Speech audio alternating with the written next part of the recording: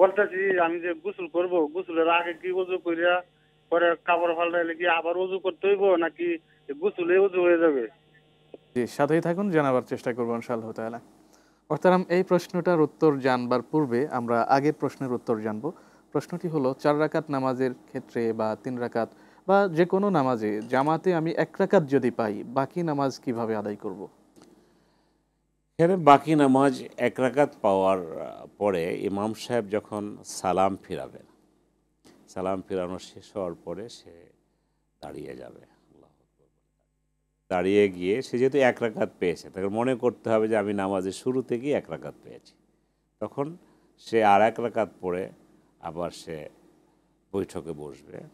বৈঠকে বসার পরে বাকি ২ রাকাত সেভাবে আদায় করবে। জি মোহতারাম, সর্বশেষ যে প্রশ্ন সেটা হলো যখন আমরা গোসল করতে যাই তখন শুরুতে যদি অজু করে নেই, পোশাক চেঞ্জ করবার পরেই আবার অজু করতে হবে নাকি শুরুর অজুতেই হয়ে যাবে?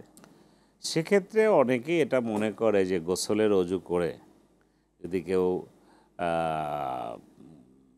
পরিষ্কার পরিচ্ছন্ন হয়ে তারপরে গোসলের বাকি কাজগুলো সামাল দিয়ে পরবর্তী সময়ে যায়, তো সেক্ষেত্রে সেটা ধরে নেওয়া যেতে পারে যদি স্বাভাবিকতা থাকে। কিন্তু সেখানে যদি মনে করা হয় নিজের বিরুদ্ধে খুশুখুজুর অভাব থাকে বা নিজের ভিতরে যদি সন্দেহ সংশয় থাকে যে আমার আসলে উজুটা হইল কিনা, আমার নামাজটা হবে কিনা, সেক্ষেত্রে